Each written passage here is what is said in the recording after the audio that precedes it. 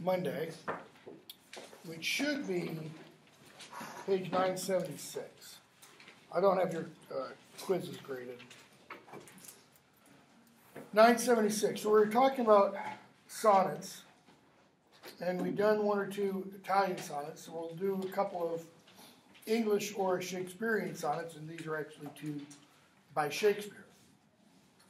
And I think I mentioned the other day, I know I had it up on the board, Shakespeare wrote 154 sonnets.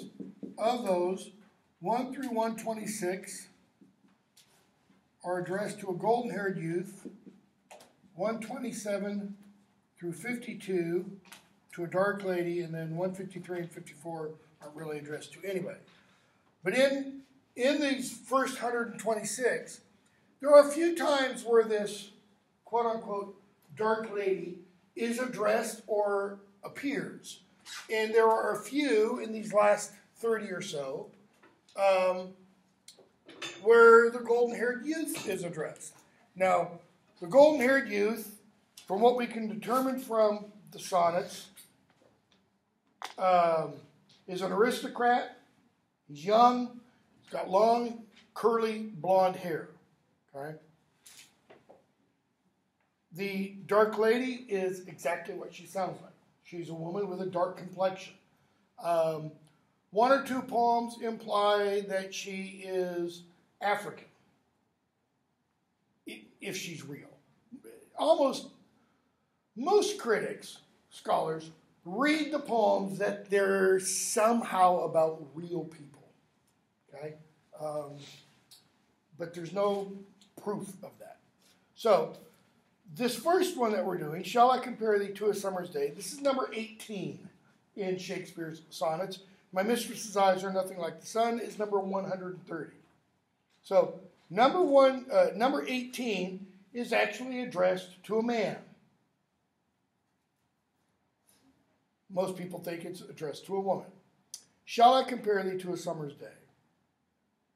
Shall I compare thee to a summer's day? Thou art more lovely and more temperate. Rough winds do shake the darling buds of May, and summer's lease hath all too short a date. Would have rhymed in Shakespeare's day, date and temperate. Sometime too hot the eye of heaven shines, and often is his gold complexion dimmed. And every fair from fair sometime declines, by chance or nature's changing course untrimmed. But thy eternal summer shall not fade, nor lose possession of that fair thou owest, nor shall death brag thou wanderest in his shade, when in eternal lines to time thou growest. Now we got through, I'm pretty sure, about line 8, by chance or nature's changing course untrimmed, because we were talking about trimming and untrimming trees and such. So the first two stanzas, or first two quatrains, the speaker is comparing the person being addressed to summer. And says, no, summer's not the right thing. So, but thy eternal summer shall not fade. Thy eternal summer. He's saying, your eternal beauty. Because summer is when plants are at their peak form. Thy eternal summer shall not fade. In the real world, summer changes to fall, changes to winter, etc. Nor lose possession of that fair, that beauty thou owest, thou possesses. Nor shall death brag thou wanderest in his shade, when in eternal lines to time thou growest. Now, when in eternal lines to time thou growest, Shakespeare's punning there, a little bit at least, on words. Because what happens as you grow older? Your face. You get wrinkles. If you were to grow eternally old, your face would be very, very, very wrinkled. Okay? So he's punning on that eternal lines. What other kind of eternal lines, however? His poem. How do we know? So long as men can breathe or eyes can see, so long lives this, and this gives life to thee. As long as there are people around, and they're alive, and they can read, you will live forever in this poem. You know, and we're still reading it 500 years later, 509 years. 409 years later. Okay? Look at the next one. I should add about the sonnets. There's a little dedicatory letter at the beginning of the sonnets to Mr. W.H. Nobody knows who that is.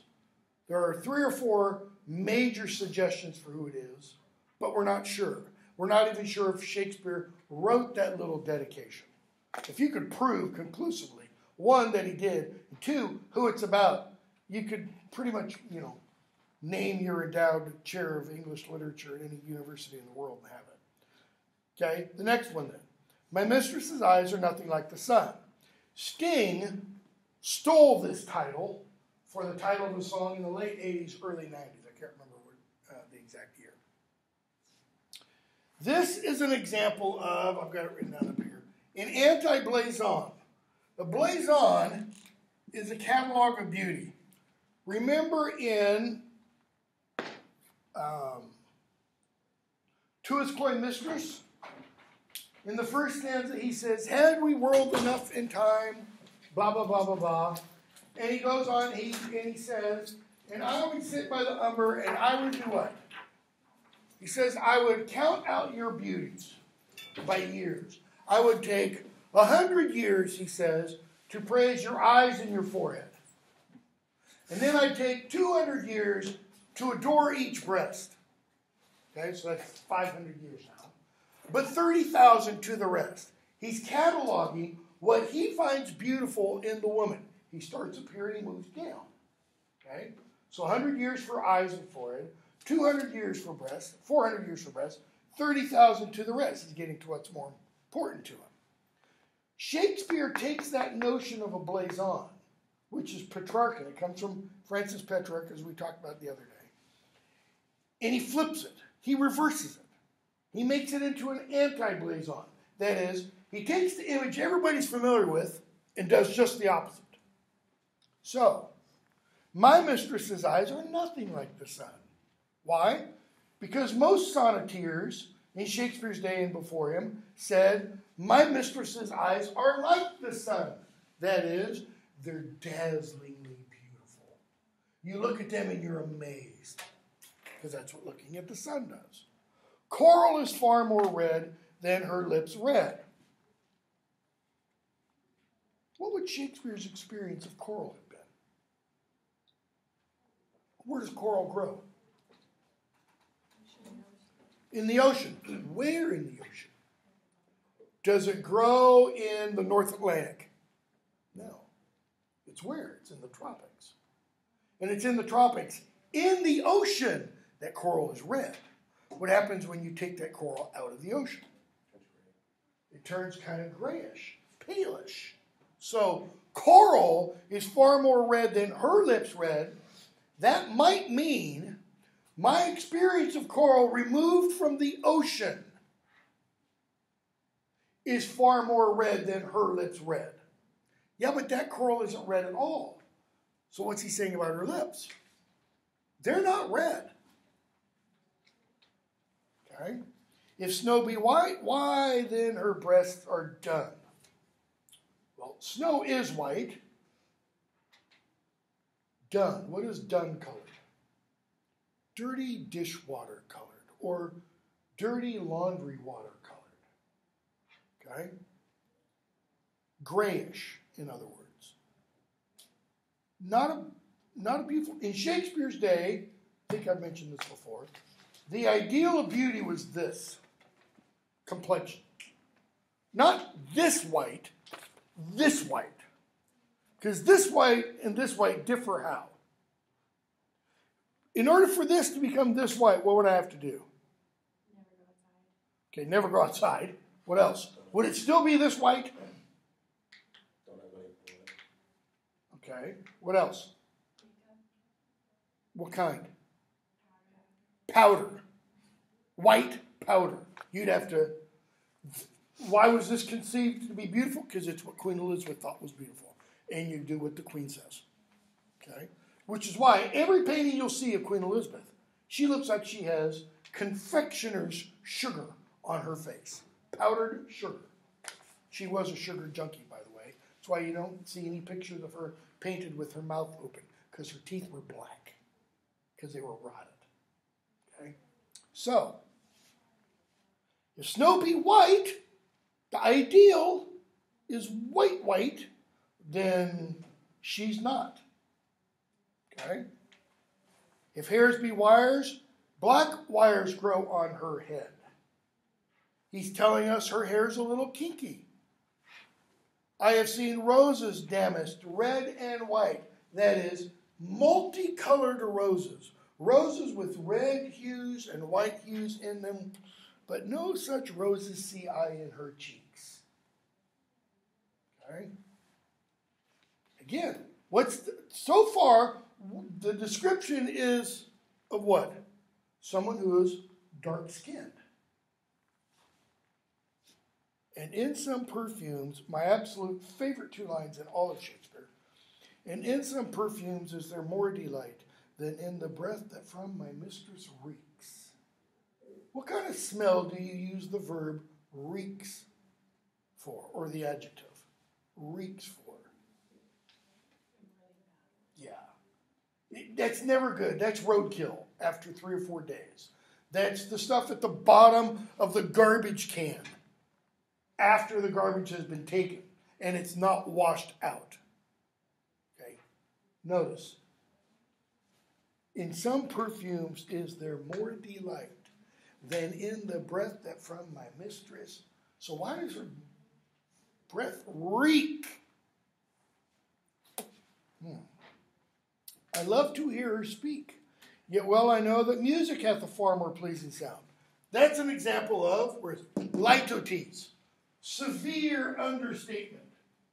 If music hath a far more pleasing sound than her voice, what's he saying about her voice? It is absolutely horrible. If you ever saw it, if you haven't, YouTube it. You know, the old TV sitcom, The Nanny, with Fran Drescher. They talk like this. That's what the speaker's girlfriend sounds like. Okay? Nails on a chalkboard. It's one thing I miss about chalkboards, because every now and then I drive students crazy. I grant I never saw a goddess go. Why not? Why does he say that? Because all the other sonneteers, going back to Petrarch, describe their girlfriends, their beloveds, as goddesses. It raises them outside the level of our experience. It gives them something to attain to. It puts the beloved literally on the pedestal. Okay? So he says, I never saw a goddess. How many of us have? Or God even? No. Why? Not real. I grant I never saw a goddess go. My mistress, when she walks, she treads on the ground. These other guys talk about their mistresses kind of floating. I mean, one of the great sonnet sequences is called Astrophil and Stella. Astrophil means astro, star, phil, lover, and Stella, another name for star. Star lover and star. She's out there. His mistress does what?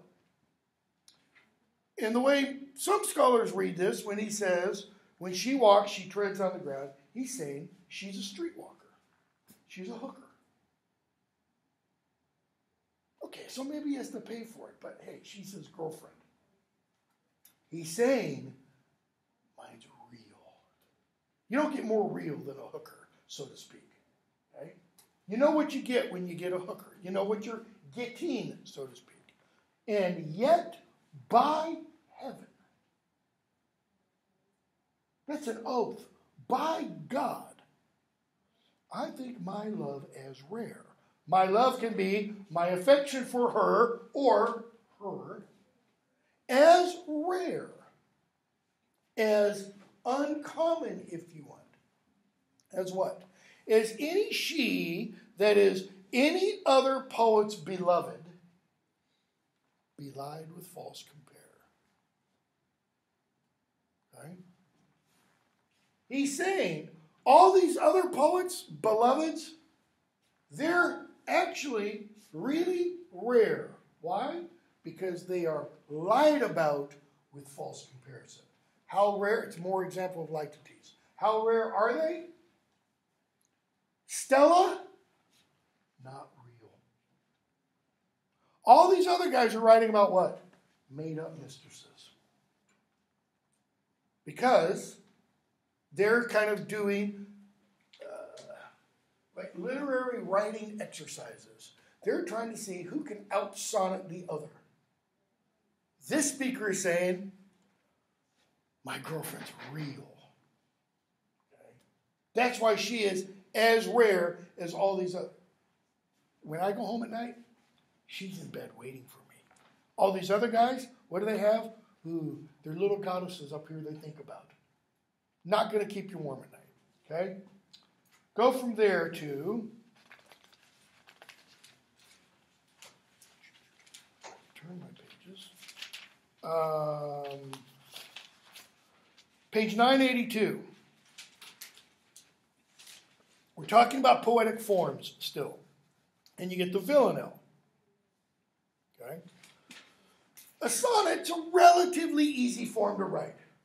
You know you've got 14 lines. If you're writing an Italian sonnet, you know you've got, the octave and the sestet. They each have a rhyme pattern. If you're writing an English sonnet, you know you've got 3 quatrains and a couplet, and there are set rhyme patterns for that. Okay?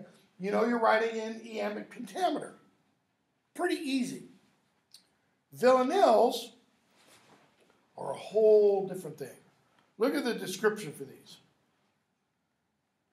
19-line poem. Lengths, the lines can be any length. 19-line poem divided into 6 stanzas. Okay? The 6 stanzas are divided into 5 tercets, that is 5 3-line stanzas, with the first line and the third line in each of those stanzas rhyming. Okay? And then you have a concluding quatrain. So 5 3-line stanzas and the final 4-line stanza. The first and third lines of the initial tercet rhyme. Okay? These rhymes are then repeated in the subsequent tercets. So, for example, I, that's the first and third line rhyme. It goes all throughout the poem in the first and third lines of each stanza until you get to the final stanza. Okay? So what else? They're also repeated in the last 2 lines of the final stanza. Moreover, the first line appears unchanged in its entirety, again, as line 6, 12, and 18, while the third line reappears again as line 9, 15, and 19. So you got to keep all that in mind when you're writing one of these. And this is probably the greatest example of a villanelle. Dylan Thomas's Do Not Go Gentle Into That Good Night. Thomas was an alcoholic. He died at 39 of alcoholism. Okay? If he hadn't died, he probably would have written a whole lot more really great poems. I told my first class, every year, late November, sometime early December, one of the TV channels or one of the cable networks will have a thing called Child's Christmas in Wales. That was written by Dylan Thomas. And it's kind of a description of his childhood in Wales because he was Welsh. So, do not go gentle into that good night. Old age should burn and rave at close of day. Rage, rage against the dying of the light. Though wise men at their end know dark is right, because their words had forked no lightning, they do not go gentle into that good night. Good men the last wave by, crying how bright their frail deeds might have danced in a green bay. Rage, rage against the dying of the light. Wild men, who caught and sang the sun in flight and learned too late they grieved it on its way, do not go gentle into that good night. Grave men near death, who see with blinding sight, blind eyes could blaze like meteors and be gay. Rage, rage against the dying of the light. And you, my father, there on the sad height, curse, bless me now with your fierce tears, I pray. Do not go gentle into that good night. Rage, rage against the dying of the light. So the first stanza introduces the idea about not dying peacefully, going kicking and screaming. It says old age should burn and rave at close of day. So notice, night and close of day are both images for what? Death. Death. Okay? So don't die peacefully. And then we get 4 stanzas, and each of those stanzas describes a different kind or category or class of men. People. It's not gender specific. Wise men, good men, wild men, grave men. So wise men know what? They know at their end, dark is right. That is, wise men know they have to die. You can't stop it. But because their words had forked no lightning, they don't go gentle into that good night. What does that mean, forked no lightning? Well, what shape does lightning take? It forks and branches off. Their words did what? What does lightning do at nighttime? It lights up.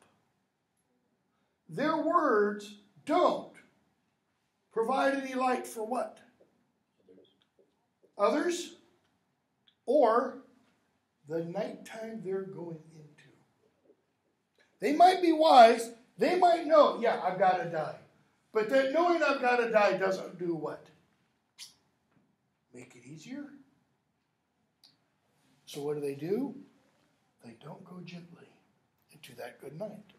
Good men, the last wave by. Now that might mean this kind of wave. See you later. I'm dying now. Or it could mean waves of good men. Like ones that die, the greatest generation, and then the generation after that, and then the generation after that. They do what? They cry, how bright their frail deeds might have danced in a green bay. Their frail deeds. Notice these are good men. So their deeds are obviously also what? They're good deeds. And yet what do their good deeds get them? Nothing. That's why they rage against the dying of the light. So, wise men, good men, now we get wild men. Wild men who caught and sang the sun in flight. How do you catch the sun in flight? Remember the end of To His Quae Mistress? He says, though we cannot make our sun stand still, yet we will make him run. That is, try to outdo time. They do what? They learn too late that they grieved the sun on its way. What do they learn ultimately? You can't outrun time. And so they do not go gentle into that good night. Grave men, and he's punning here, near death. Why are they grave? Because there's the grave. Why else are they grave? They're somber. They're serious. You could say they're deadly serious. They do what? They see with blinding sight. Notice the oxymoron. Blinding sight. Why is the sight blinding? You look at the sun and what's going to happen if you look too long? It blinds you. But what happens when you're immediately looking at the sun? You see. So, grave men, those, on the precipice of their grave, they see what? They see with blinding sight. That is, they see clearly that blind eyes could blaze like meteors and be gay. What do they see? That they were blind. What does Oedipus come to understand at the end of the play? I was a damn fool. So, these grave men, these serious men, might suddenly be realizing, I was an idiot. And they rage against the dying of the light. And then we leave all classes of men aside. And the speaker gets very personal. And you, my Father. The Father is where? On the sad height. What's the sad height? Looking at the abyss of death. The Father's dying. You, Father, Dad, curse, bless. What's the difference between a cursing and a blessing? One's good, one's not. I don't care which. Just don't what? Curse, bless me now with your fierce tears, I pray. Do not go gentle into that good night. Is the Father active? I don't think so. I think the Father is possibly unconscious. The Father is unresponsive. And it's almost like the speaker wants to take him by the shoulders and shake him and wake him up and say, let me know what? When you're going. Okay? Rage against the dying of the light. Okay. Go from there to 987. That was one that we had for later on the syllabus somewhere. Yeah, there it is. So 987, epigram. Know what it is. You've got a couple there. I just love the second one on that page. Coward by A.R. Ammons. Bravery runs in my family. Notice, it's short and it's witty. Because bravery usually means what? You stand up to something. Yeah, but this one, it runs in the family. Okay? Brave people don't run away, but Limerick, 988, know what that is. You've got several examples there. Limericks always get real popular around election times. The more, what's the phrase I want? Poetically creative among us will often create limericks about people who've lost elections, you know, kind of thing. You can find them on the internet. Elegy, page 990. Okay, know what that is. You've got one there, Ben Jonson, I'm my first son. 994, ode. Know what an ode is. Characterized by serious topic, formal tone, no prescribed formal pattern. Okay? They're often lengthy poems that include lofty emotions conveyed by a dignified style, etc. So let's look at this one by Percy Bysshe Shelley. Ode to the West Wind. Husband of Mary Wollstonecraft Shelley, author of Frankenstein.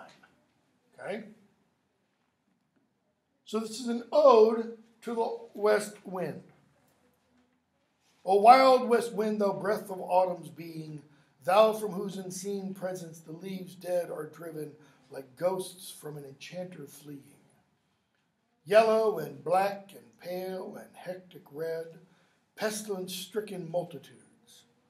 O thou who chariotest to their dark wintry bread the winged seeds, where they lie cold and low, each like a corpse within its grave, until thine azure sister of the spring shall blow her clarion o'er the dreaming earth, and fill driving sweet buds like flocks to feed in air, with living hues and odors plain and hill. Wild spirit, which art moving everywhere, destroyer and preserver, hear, oh hear. So the speaker's calling out to the west wind, okay? And he calls it the breath of autumn's being. It's like the soul of autumn's being. That is, it's the harbinger of autumn. And if it's the harbinger of autumn, what else is it announcing or heralding? Because what comes after fall? Winter. And we could take fall and winter to be middle age and old age also. Okay? So, stanza 2. Thou on whose stream, mid the steep sky's commotion, loose clouds like earth decaying leaves are shed, shook from the tangled boughs of heaven and ocean. Angels of rain and lightning, there are spread on the blue surface of thine airy surge, like the bright hair uplifted from the head of some fierce Maenad, even from the dim verge of the horizon to the zenith's height, the locks of the approaching storm. Thou dirge of the dying year, to which this closing night will be the dome of a vast sepulchre, vaulted with all thy congregated might of vapors, from whose solid atmosphere black rain and fire and hail will burst. O hear. So, second stanza implies a storm is coming. But it also implies this storm, this wind is producing what kind of sound? He calls it a dirge. Well, what's a dirge? It's slow, somber music. It's a funeral song or funeral music. All right? Why? Because it's the dying year, to which this closing night will be the dome of a vast sepulchre. This night will do what? It will shut the tomb. So, we hear again, oh, hear. So what's the speaker doing to the west wind? Invoking, praying to it. Listen to me. Thou who didst waken from his summer dreams the blue Mediterranean, where he lay, lulled by the coil of his crystalline streams, beside a pumice isle in Baia's bay, and saw in sleep old palaces and towers quivering within the waves' intenser day, all overgrown with azure moss and flowers, so sweet the sense faints picturing them. Thou for whose path the Atlantic's level powers cleave themselves into chasms, while far below the sea blooms and the oozy woods which wear the sapless foliage of the ocean know thy voice, and suddenly grow gray with fear, and tremble and despoil themselves. Oh, hear. So what does the wind do? It blows over the ocean, and the seaweed down at the bottom hears the voice. Why? Because it makes a tempest on the ocean. It causes waves. Notice where it begins. It begins in the east. Why? It's blowing west to the west wind. Okay? Oh, hear. If I were a dead leaf. So, thou, if I were a dead leaf, thou mightest bear. Well, we heard in stanza 1, the west wind does what? It blows the leaves. If I were a swift cloud, stanza 2, loose clouds like earth's decaying leaves are shed. Back to stanza 4. Or if I were a wave to pant beneath thy power. Why? Stanza 3, talking about the waves.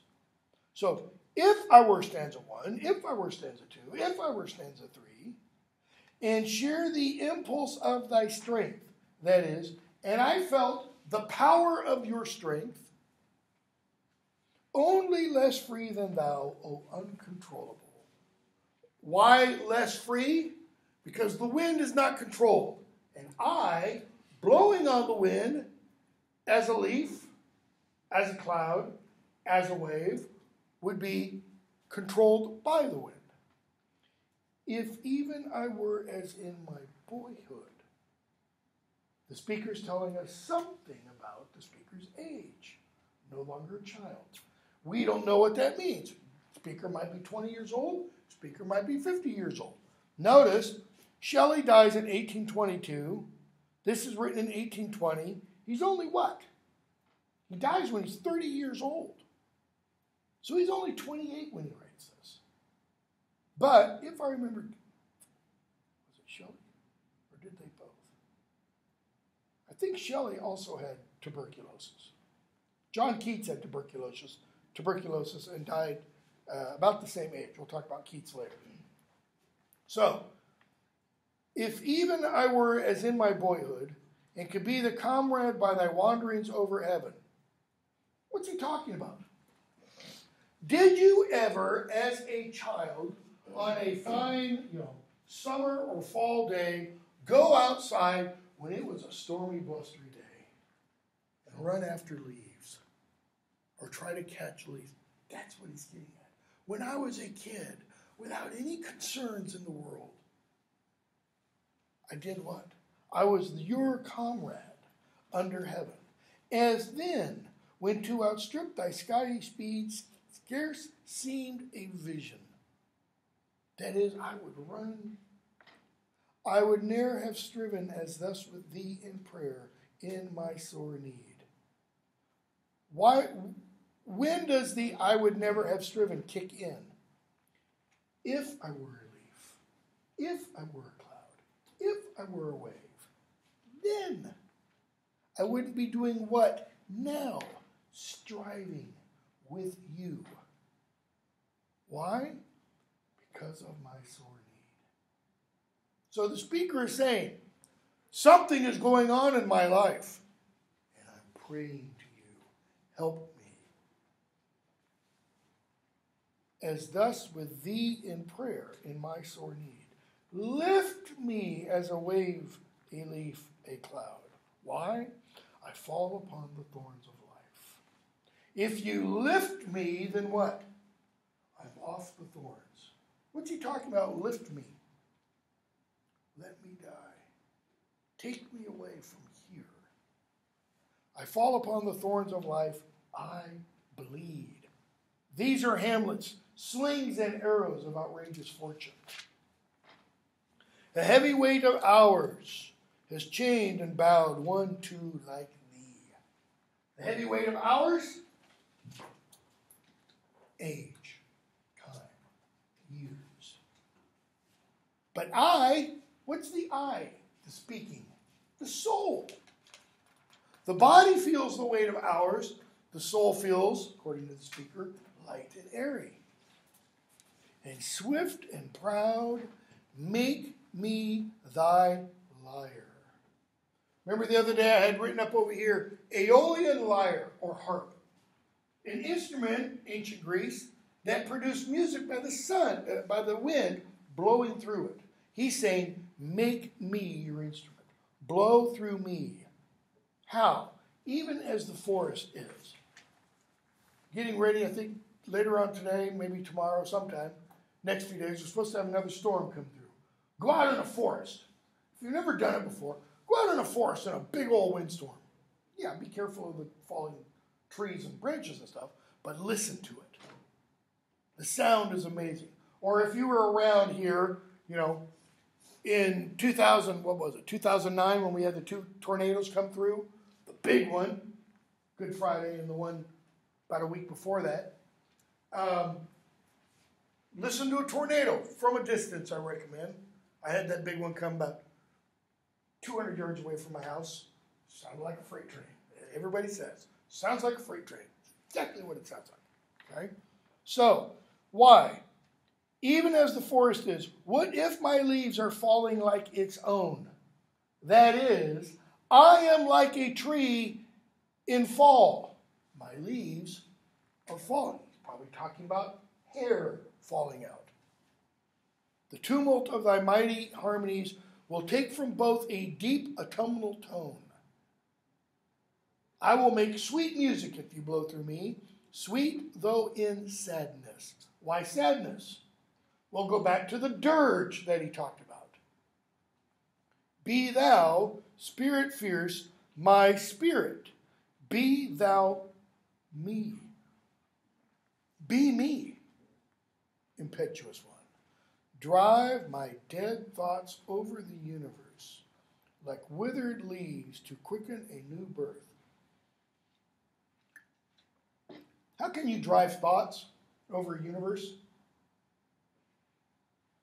How do you, where are thoughts? Where do they exist? Up here. So what must you do to drive them out there? You either have to speak them or you have to write them. So all the imagery of leaves being driven by the wind, clouds being driven by the wind, waves being driven by the wind, that's all built to get to this point. Drive my thoughts. Why are the leaves blowing off the trees? Because they're now what? Dead. Okay? Clouds aren't living. The ocean isn't living. So drive my dead thoughts over the universe like what? Like withered leaves. To do what? To quicken a new birth. How do dead leaves quicken a new birth? Well, what falls off the trees before the leaves do? Seeds. And what do the leaves do? They cover those seeds. And then what happens? Winter comes. And then what happens? Spring comes. And by the incantation of this verse, scatter as from an unextinguished hearth. It's got a sing-song kind of rhyme there. Scatter is from an unextinguished hearth. So if the hearth is unextinguished, then what is still in it? Flames, embers, sparks. Scatter ashes and sparks, my words among mankind. He's saying, my words can be like ashes and sparks. And if the wind blows them, what does it do? Don't imagine you're in Tennessee. Imagine you're out in California, and it's the middle of August or September. And some damn fool goes out in the woods and lights a match and throws it. And then the winds pick up. What does the wind do? It picks up those embers, carries them a mile, 5 miles, 10 miles, sometimes. And that wildfire spreads. He's saying, take my thoughts and do what? Spread them. Spread my words among mankind. What are his thoughts? His leaves. This is a leaf in a book. We also tend to call it, however, a page. So, be through my lips to unawakened earth the trumpet of a prophecy. What's the unawakened earth? It's two things. Look at the unawakened part first. So if the earth is unawakened, then it is what? It's asleep. When does the quote-unquote earth sleep? Winter. Okay? So it can be the little earth, but what else can earth be?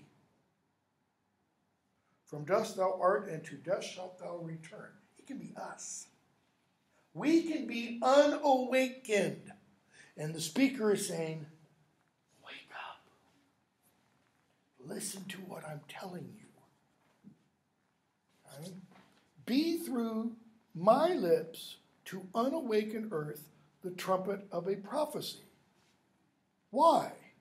Scatter is from an unextinguished hearth, ashes and sparks, my words. His words are the prophecy.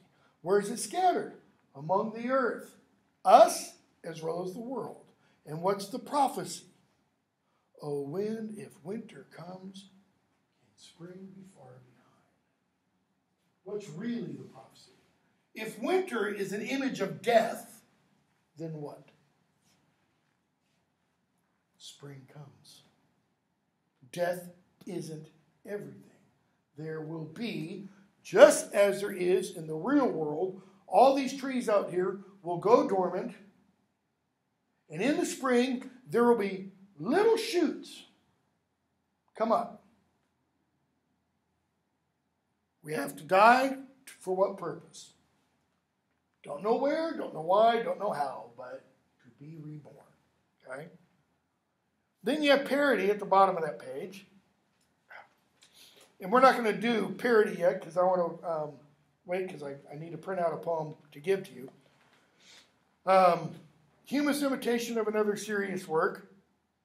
We're going to read later on Matthew Arnold's Dover Beach, and then I'm going to bring in a copy for you of, I can't remember his name, drawn a blank, a parody of that called the Dover Bitch. Okay?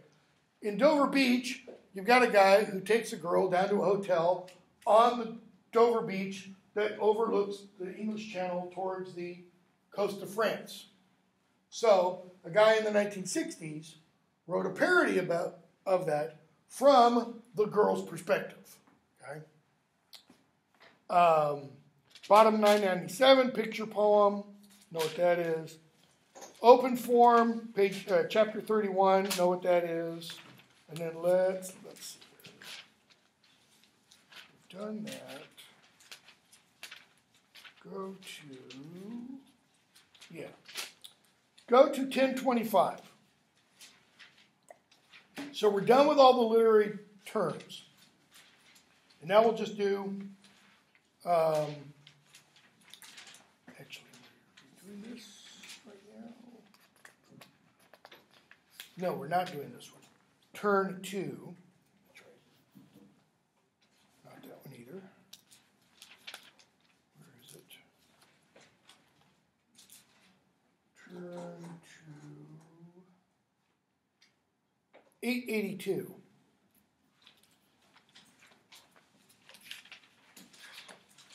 Yeah.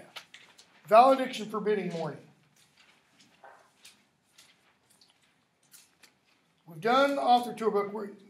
From here on out, we'll go kind of down the stuff that's on the syllabus from October 24th forward. And we've actually done quite a few of these. But we're at October 24th, valediction forbidding mourning. And we have, just about perfect amount of time. A valediction forbidding mourning. All of you graduated from high school, and unless you were homeschooled or something, and all of those high school graduating senior classes had a valedictorian, or 10 or 20 or 30 of them. One of my kids' high school graduating classes, I think, had 31 valedictorians, which is utterly ridiculous. Anyways, what's a valedictorian do? Gives a speech. What kind of speech? Goodbye. That's what it is. It's a goodbye speech. Okay? So, dictory means talk. Vale, see you later. That's what that means. So this is Donne's valediction forbidding mourning. Well, who's John Donne? John Donne was a 17th century poet and preacher. And in 1600, when he was 16, he got married to a young woman who was, if I remember right, 9 years younger than he was, 27. Yeah. 17. They met when she was 14. Okay? They met when Donne was working as secretary to a guy named Thomas Egerton, who was like the second or third most powerful person in England at the time. Okay? The woman that he marries, her name is Anne Moore Donne. She was Egerton's niece, and he meets her, and a quote-unquote affair starts, and they get married 3 years later. So when he meets her, he's 23, and she's 14. What would we call that today? Statutory, if they had sex, statutory rape, pedophilia, kind of thing. Anyways, they get married, and a whole bunch of stuff happens, because they marry secretly. And the marriage stays secret for about 3 months. And when it's exposed, he, 1, immediately gets fired, and 2, gets thrown in jail. Why? Because her father is also a very important person, and he has him thrown in jail. You can go to the Folger Shakespeare Library in Washington, D.C., and you can read the letters between Donne and her father, some of which were written while he was in jail. Okay? Anyways, he later on becomes a preacher. But before he becomes a preacher, he writes a whole bunch of love poetry. Some of it dirty, some of it not. This is a poem he writes to his wife in 1611 before he's getting ready to take a trip to the continent. That is, he's leaving England, he's going over to France and Germany and all those countries with his employer. He's now a secretary to another guy. Secretary doesn't mean he's filing papers and stuff. It means he handles all this person's correspondence. Why? Because Donne was one of the smartest people in his day. Very well educated, and everybody wanted to, have a poem by him as such. So this is a valediction forbidding mourning. Donne writes 3 valedictions.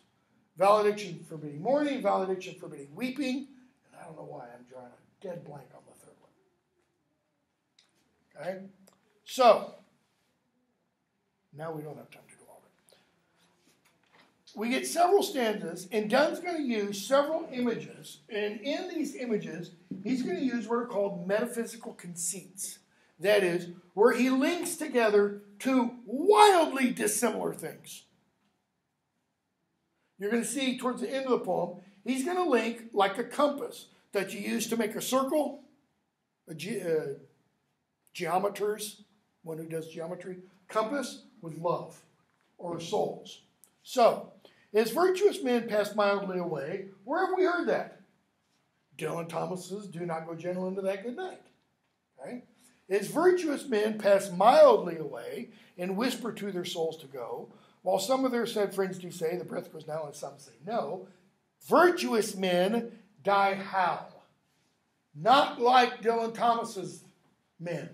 They die silently. People are at the deathbed going, is he still alive? I don't know. Did he leave? I don't know. So let us melt and make no noise. You have their simile. He's comparing the speaker and the person being addressed, their separation to like the soul leaving the body of a virtuous man. So he says, let's not make any noise. No tear floods, nor sigh tempest name. Don't cry.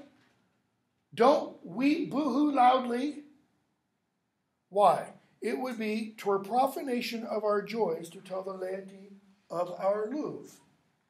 Profanation, laity, religious terminology. Okay? Clergy and laity. The clergy are those who have been given special dispensation, who have been initiated into the quote-unquote secrets, and they can, perform marriages, do funerals, do baptisms and such. Who are the laity? They're the people who are not initiated. So if this were a church and I were a preacher, I would be the clergy. You would be the laity. He says it would be a profanation. It would make profane our joy to do what?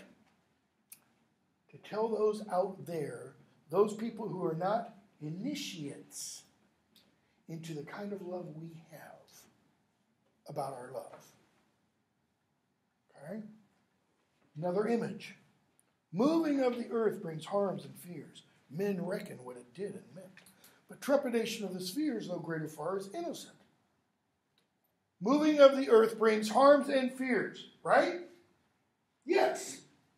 Have any of you ever been in an earthquake? I'm from California. Been in lots of them. Okay? I've never been in a magnitude 6.5 or greater. Don't think so. Been in 6.4. If we had a 6.4 right now in Murfreesboro, some of you would be falling on the floor because it'd be rocking and rolling. Okay? If it were 8 or 9, we'd all be dead because this building would be gone. Okay? So, moving of the earth brings harms and fears. Men reckon, what did it mean? Why did that happen? They didn't know tectonic plates back then. But trepidation of the spheres, that is, movement of the spheres. Here's what he's talking about. The old conception of the universe, called either the Ptolemaic conception, that is, named after this Greek guy named Ptolemy, or the geocentric, earth-centered. You have Earth at the center, and the Earth is surrounded by 9 spheres. So think of the spheres as glass balls. They get bigger and bigger and bigger. Okay? Outside those spheres, that's where God lives. These spheres move. Why? Because Aristotle called God the prime mover. God does what? Spins the wheel. This one spins, that makes this one spin. That makes this one spin, and this one. So they're all spinning. Movement of the spheres is greater far. Why? Because this sphere out here moving, that moves a hell of a lot more than an earthquake. But he says it's innocent. What does he mean it's innocent? It doesn't affect us. What is this the basis of? What can you pick up today? If you were to pick up the D&J or the Tennessean, what could you read about yourself today? Your horoscope. This is the basis of astrology. Okay? Why? Because if you're born under Venus, it means you're a certain kind of person. If your astrological sign, like mine is Capricorn, that means you have a goatish, lecherous disposition. Okay? So, we're out of time. We'll pick up there with the greater far is innocent on Friday.